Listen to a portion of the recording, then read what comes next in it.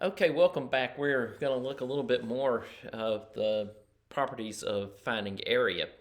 Now, we talked about yesterday, or the last time you watched the video, how we could find the area of f of x just by taking the integral from a to b of f of x dx. And one other thing that we talked about is that when we have a region that is below the x-axis, which is what we have here, here's our y and our x, that any area below this is represented by a negative value. So the integral from a to b here would be a negative value. So keeping that in mind, how do you feel like you would solve to find the area of this region right here? So think to yourself what you think the solution would be to find that area between f of x and g of x. Again, this time we looked at it last time where g of x was also above the x-axis, but now we're looking at the area where we're on both sides of the x-axis. So again, all right, now hopefully you paused the video and thought about it, and let's see if you agree with me. Okay, first off, we do know that this region up here is going to be the region from a to b of f of x dx. So we've got that. Now we've got to consider, how do we handle this right here? Well, this is a region that we're going to have to actually add the area to. So we've got to add this area into this. So I'm going to say plus the negative, because remember this, when we do the integral from g of x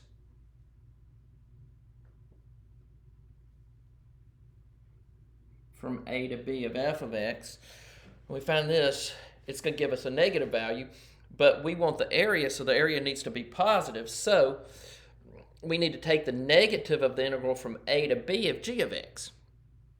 Well, when we do that, what are we really doing? We're saying we've got the integral from a to b of f of x minus a to b of g of x. Okay, let's think about that just a little bit more. We've got the same upper and lower limits of integration, so we can actually combine that into one integral.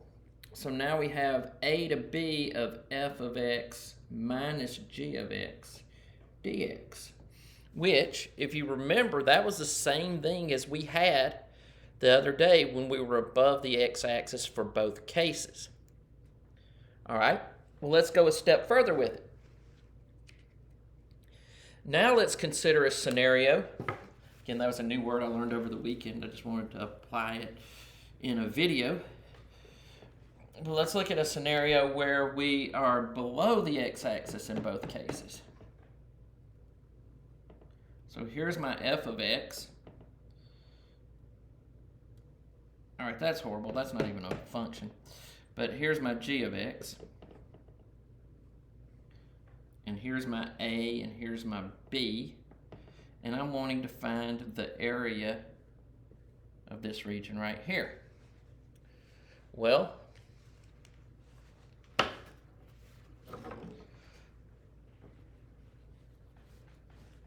pause the video for a second and think about what you think that the solution would be in this case. All right, now that you've paused the video, let's discuss what it is. First off, we know if we go back from g of x to the x-axis, this is going to be a negative integral. So we're going to consider the negative of g of x dx. Now, we're taking away from it this region right in here.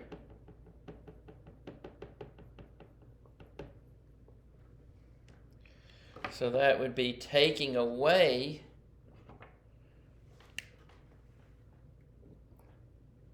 the integral of f of x dx. But again, what is this right here? This is a negative value here. So we're actually going to subtract from it the negative of that value. Well, again, if you're subtracting a negative, that's the same thing as adding.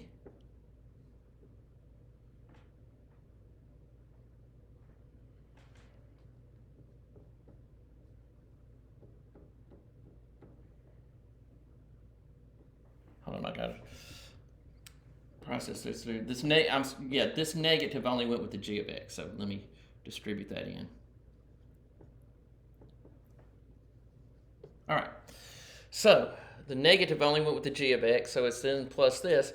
Well, if we look at what we're having here, we've got the negative g of x. Well, let's write it to where the first term is positive. So we've got from a to b of f of x minus g of x,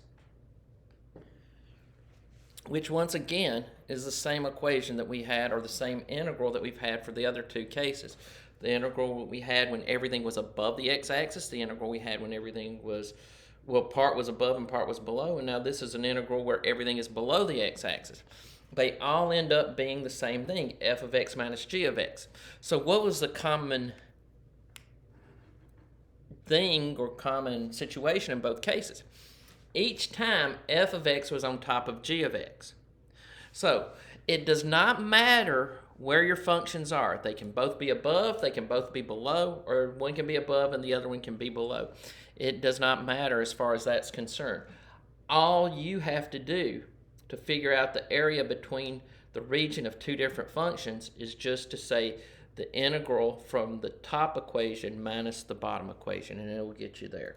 Now you can treat it as two separate integrals if you want to, but a lot of times if you treat it as one integral, you're going to have common terms that you're going to be able to combine, which is going to make it easier if you think about it in terms of one integral. But you can work it in terms of two integrals and you will be fine with that.